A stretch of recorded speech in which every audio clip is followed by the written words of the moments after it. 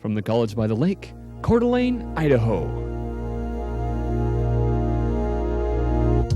Local, regional, national, and international guests discussing the issues and topics affecting the way you live are on Forum, the North Idaho College Public Forum, with your host and moderator, political scientist Tony Stewart.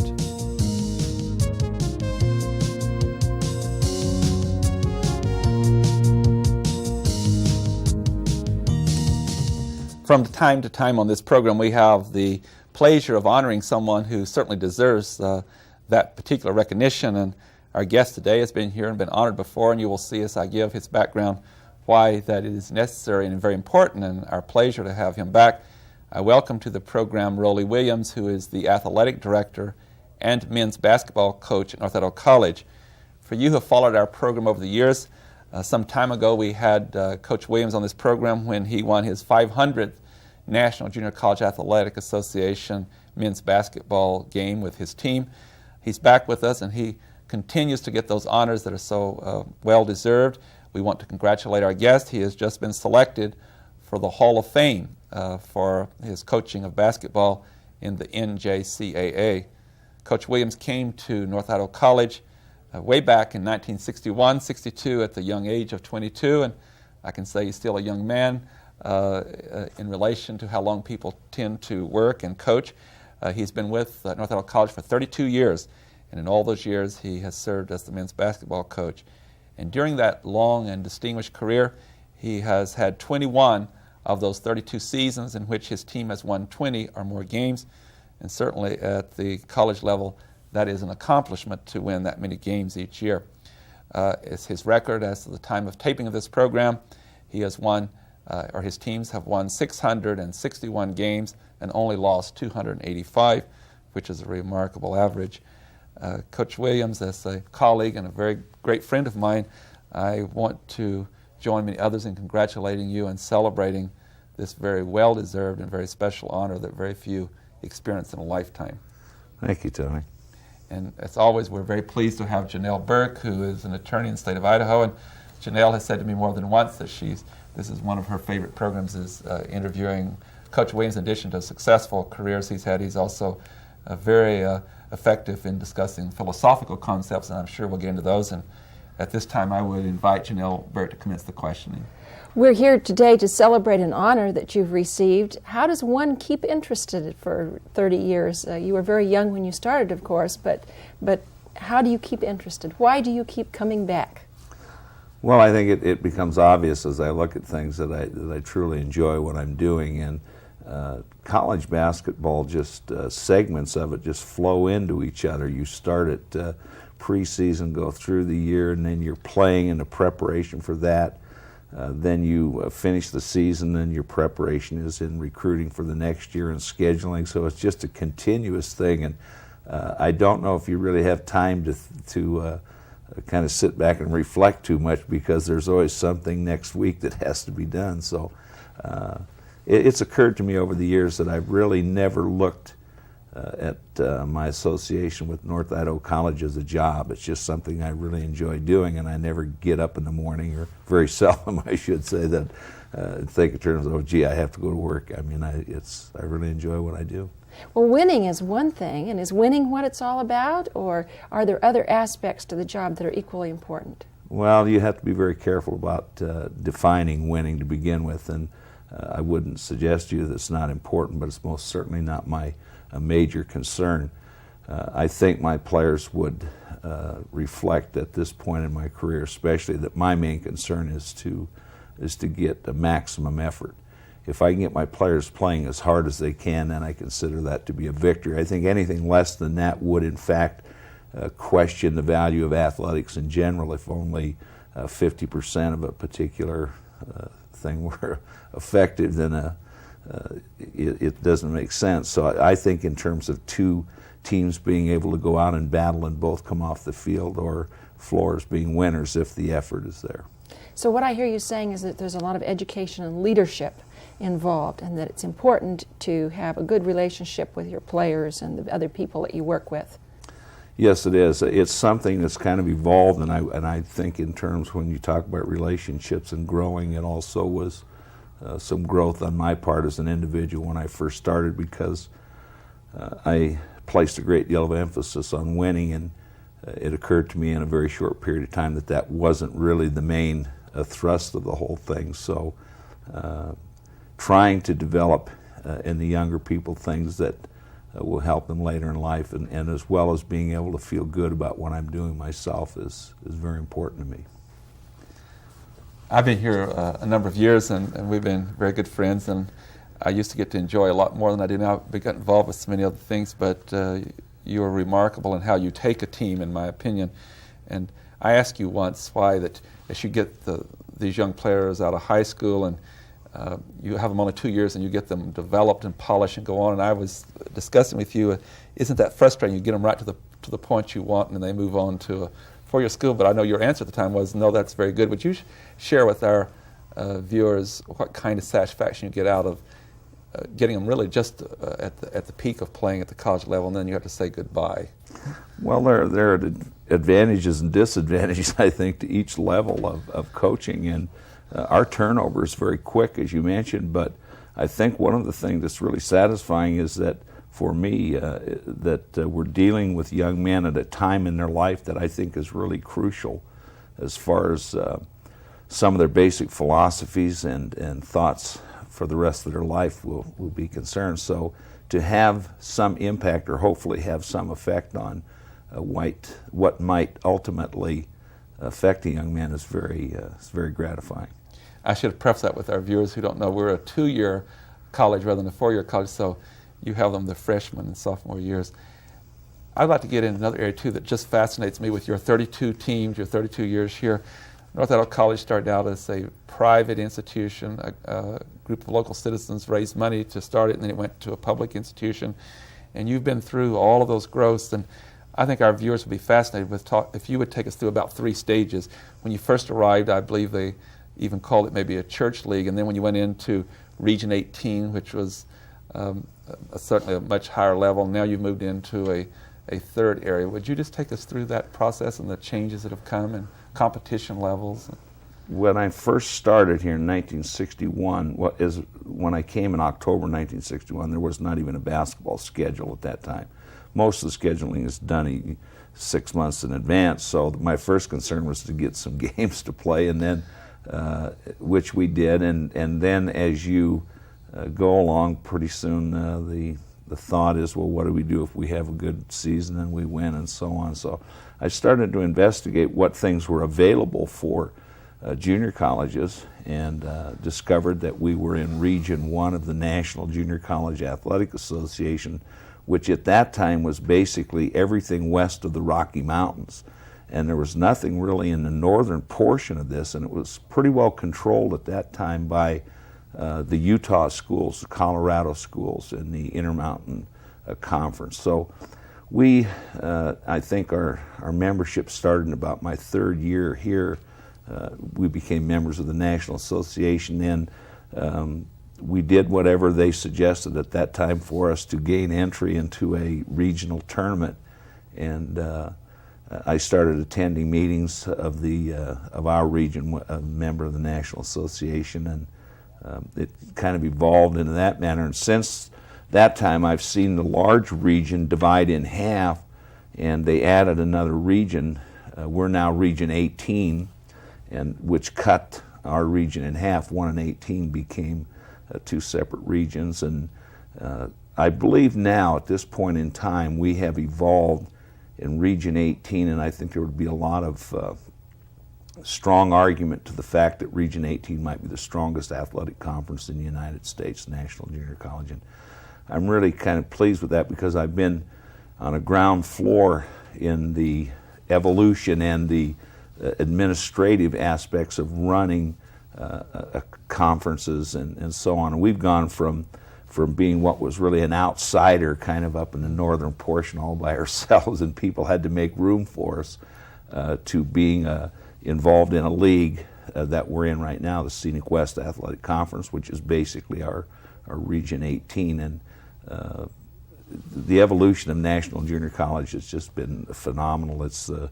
largest athletic association grouping in the United States. So It's very, very gratifying in that sense. A lot of viewers may not know that over 50% of all college students today started at the community college level, so there's an awful lot of community colleges. And in this particular region that you're in, you not only have teams here in Idaho, but you play teams in Utah and Colorado.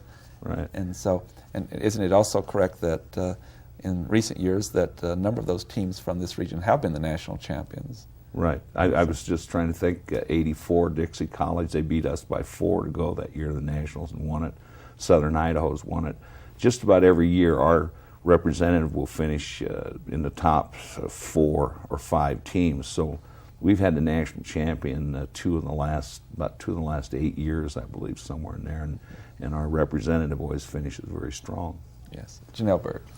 We've talked a little bit about how the conference itself has changed and the school has changed, but basically how have students changed over that period of time, and what has, from the time you first started until now, what are some of the differences that you notice?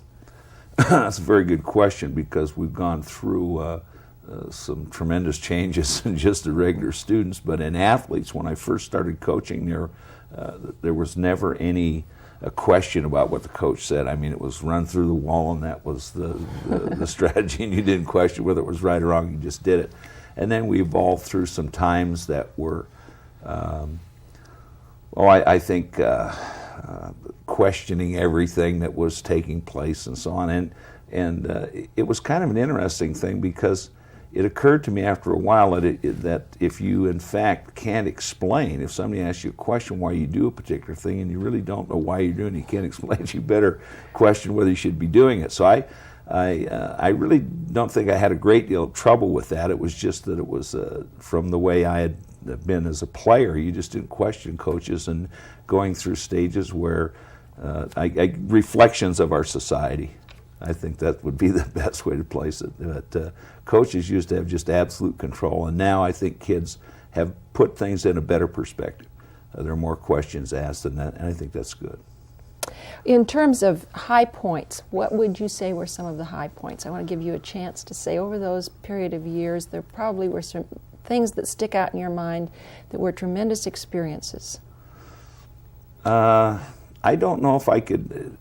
I think what you're asking me would be like games, and when I think back, not over necessarily the years, games either. I think more in terms of players. Okay, I think some more players. in terms of individuals that I've been associated with that have watched them make a tremendous change in their life, and maybe go from heading in the wrong direction to maybe getting straightened out, and then seeing young men years later when they come back to visit, and that's always really enjoyable for me. So I think most of my really positive thoughts come in regard to players. Rewarding, I would assume, when they Yes. come back and begin to talk to you.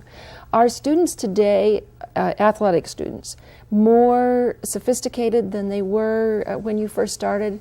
And by sophisticated, I don't mean in terms of worldly knowledge as much as I mean, are they more talented today? Are we looking at a different level of playing?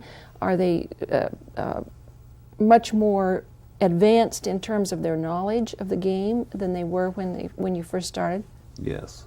Athletes today are bigger, stronger, faster, much more skilled, and more sophisticated in the sense that they have much better training and more specific teaching at an earlier age.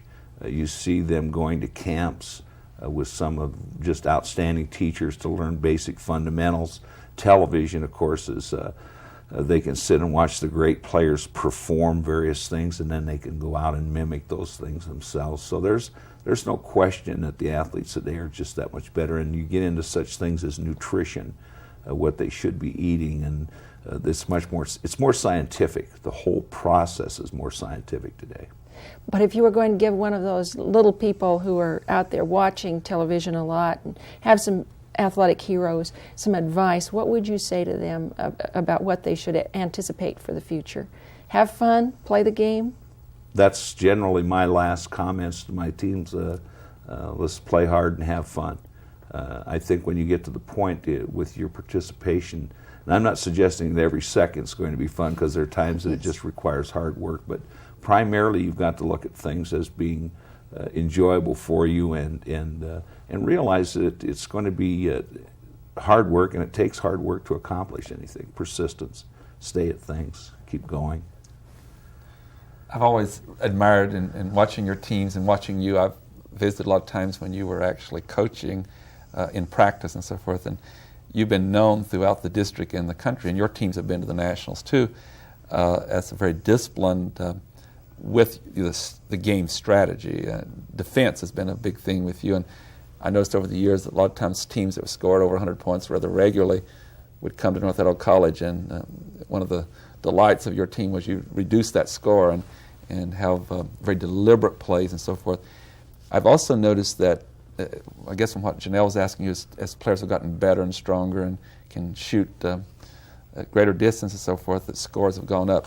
Is that still one of your main goals, is to have a very strong defense that teams have a hard time scoring high on that defense? Yes, it is. I wish I could join you in thinking in terms of our great prowess defensively, but it is more difficult today to hold teams down with the three-point play, and again with the skill level of the players. But it's always been my philosophy, and I think pretty well accepted, that if you're really going to win championships and you're going to be among the best, you have to be able to play defense. So because it's consistent, it's solid, you can rely on it. Offensively, you're not sure what's going to happen from game to game, and shooting percentages and so on. So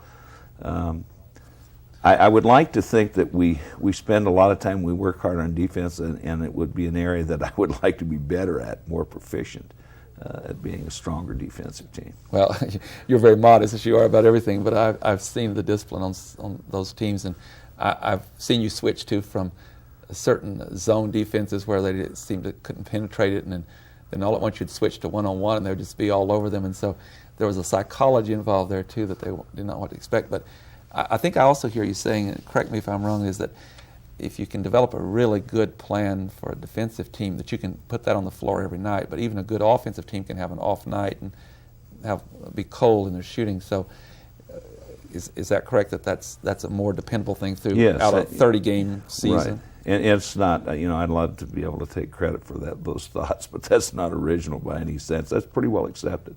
If you can, in fact, play defense, you can. And if you look at the really top teams year in and year out, they're generally teams that are very good defensively, but it doesn't mean that they can't score. Mm-hmm. And that becomes confusing, because occasionally you'll see somebody that actually gives up less points and would not necessarily be the best defensive team, because you can control some of the scoring by the way you play offensively. But if you take a look at a team like Duke that has really a high-powered offensive thrust and very good defensive fundamentals, they don't hold up one to do the other. Their defense is as good as there is. I would also think when you have a good defensive team and you and are scoring well too, and you get way ahead, a lot of times you'll do a lot of substituting, and so then the other team will wind up with more points than you really would have to give up, but you're so far ahead that you can. Well, that's something that particularly bothers me, because with the emphasis on defense, and if you come off the bench to play, then I try and emphasize to the players they have a responsibility to continue and maintain the defensive effort. It always bothers me when our starting group goes in and just does really a nice job and really works hard, and then we have some people come off the bench that might not be as directed and might be thinking a little more about trying to score some baskets and let other things happen. It's an individual thing of mine. I don't enjoy watching it. That's why I think people get confused when they watch me and we might be 30 points up and I'm still coaching some kids, because I want them to execute the way that they should execute if it was in the first 5 minutes of the game as opposed to the last 5. Mm-hmm. Janelle Burke. Right along with that, I want to talk about inspiration. Good teachers and great coaches are able to inspire their players. How do they do that? Is it judgment? Is it knowing when to push and when to pull back? And is it saying the right things? And do you always say the right things? Or are there times when you've come home and said, gosh, today I said the wrong thing to the right guy? Well, you're talking about some of the really fine things about any involvement with other people, and I would love to be able to give you a formula that would just really handle it. But this is an area that I think I struggle with, as well as every coach that I know, just exactly how do you go about handling different kinds of players, because they don't respond individually. So you get some real conflicts about students, players responding to fairness, treating everybody the same. Then you realize personalities are different. They don't all respond to the same thing. I found one thing that for me works, and that's the truth. If you're honest with your players and you're truthful with them, I think you'll be in pretty good shape most of the time. And sometimes that might be a little brutal as far as what you say to somebody, but if you express your honest feelings, most of the time it'll work for you. I think in terms of two major things that I feel that an athlete should get out of participation, and discipline and motivation, self-discipline, self-motivation are the things that should be a result of participation. Now, part of my job is to help develop those characteristics in a young man, and that's not an easy thing to do, and they don't all respond the same way, but you have to find things that work for you, so you get into your personality, and I joke a lot more than I used to, because the realization now it's a game, and if we lose, the sun is going to shine tomorrow and we'll all be alive, and but that's why I simply say to them, just give me 100% effort and you'll never hear me complain about things. Before the show, we talked just a little bit about following favorite teams, and I know there are a lot of people in this area who have followed you over the years and your teams over the years. They've been very loyal to the Cardinals. Can you tell us something about what you think, how you think people react and how they follow a team? Is it okay to pout the day after? Do people replay those games? Do you replay those games? The bad plays, the things you wish you'd done differently? Yes, I do replay the games, and I think everybody does. One of the great things about the game of basketball is that everybody's a coach. And that, I think, creates some problems for us as coaches, but it does allow people to become more personally involved in the game, because you're close to the floor, you can see the individuals, you see the expressions on their face, you see that they're mad. You watch a football game, you could be a couple hundred yards from the actual playing field and everybody's got helmets on, you can't see what they look like. Basketball, you can personally become involved with the team because of the closeness of the whole thing, and the mistakes are really obvious. I mean, it is really strange, because I probably have the worst seat in the house to watch the basketball game at floor level. If I was up higher, I could see much better and do a much better job coaching, but it just doesn't work that way. So the people that are up in the stands have an advantage over me in that they can see things that are very difficult to see on the floor, but the total involvement of the whole thing, and it's and people do replay it. We should have done this, we should have done that, and of course the irony of we all understand what should have been done after we see what does or does not work. So it's easy to get involved with it. That's part of the fun of it. I just want to share this really fun story with the viewers. I've lost part of this, it's been so many years ago, but I was at a game once, and we're playing some outstanding team, and it was one of those tense moments, and I think we're near the end of the game, and the score was maybe tied. One of the guards, you know the story I'm going to tell, I'm sure his name was Terry, I can't remember his last name, and he went out they had traveled with the ball, and so at the sidelines, Terry was given the ball, and the crowd was screaming, and all the referees rushed down looking, and everybody was being guarded, and so Terry got excited, and he just simply bounced the ball in and went down the court. And I remember you turned to the assistant coach and said, "Something's wrong with that play," and I think we scored and won, and no one ever knew, even though the other team didn't know what happened. Do you recall that story? I do recall it. I recall the incident. I don't recall the player that actually did it, but it was one of those things when you watch it that you know that something's wrong, but you can't immediately pick out what had taken place. And of course, later when we had a chance to look at films or whatever, we could see what happened. I just thought that was one of those wonderful moments. But everybody was so involved in going the other direction, except for the guard. They had their attention in the other direction. I'd like to talk for a moment about your career as a player yourself, because certainly from that you gained knowledge as you brought in. Would you share with our viewers where you played high school and college ball, and then you also tried out with the pro team, if you'd take us through that? I played high school basketball in Kellogg, Idaho, and I was really fortunate to play, as I think happens every once in a while in communities. We just seemed to have a rash of players at that time, and we just had great results. And I think we finished up like 62-7 over 3 years or whatever, won 2 state championships, and just truly had some great players. I believe at one time in Idaho we might have had about 5 kids off that grouping from Kellogg at that time. I went from Kellogg, Idaho to the University of Idaho. Had an unusual but a good experience in some senses that I had about 3 different coaches. My freshman coach was Clem Parberry, really a truly outstanding man. He was knew more about coaching in general, I think, than anybody I'd ever met in my life. He coached football, basketball, baseball, the whole thing. And then my sophomore year, I had a guy named Harlan Hodges who was out of Kentucky. And then I was redshirted 1 year because I was injured. So I actually played under Hodges. And then my junior year, Dave Strack came in, who was from the University of Michigan, and he was our coach. And then my senior year, Joe Cipriano was our coach. So I had an opportunity to play under a number of different people. And from a coaching standpoint, I think that was good for me because I saw a lot of different styles of play. And I had an opportunity. I was drafted by a team that was the Hawaiian Chiefs, which was a franchise that was operating out of Honolulu, Hawaii, I believe at the time. And it was a new league that was being developed.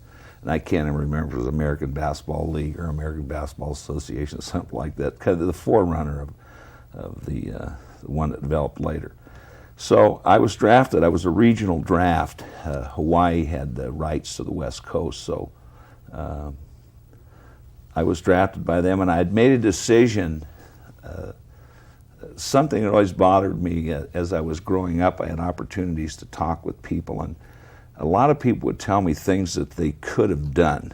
And one of the big favorites, I guess, was I could have done this, but it was during the Depression and I had to work. And you see a lot of people, and I'm not saying that people who were in the Depression make excuses, but that was just something that popped in my mind. And then some other reasonings that people couldn't do things. And I was not that good of a basketball player, but by being drafted, I was going to go try this so that I would never be in a situation where I could say later on, I could have played professionally, but I didn't have a chance. So. On that very interesting note, we have to bring our permanent conclusion. On behalf of Janelle and our staff, once again, Rollie Williams, the men's basketball coach of our college, congratulations for being brought into the Hall of Fame of the National Junior College Athletic Association. Thank you. Ladies and gentlemen, this has been a very special pleasure for us to bring you this program. I hope you'll join us again next week at this same time, and we will discuss an important issue. Until then, please have a good week. I am Tony Stewart. The North Idaho College Public Forum was videotaped live from the studios of Telemedia Services on the campus of North Idaho College for viewing at this more appropriate time. We invite you to join us again next week for another all-new edition of the North Idaho College Public Forum on this public television station.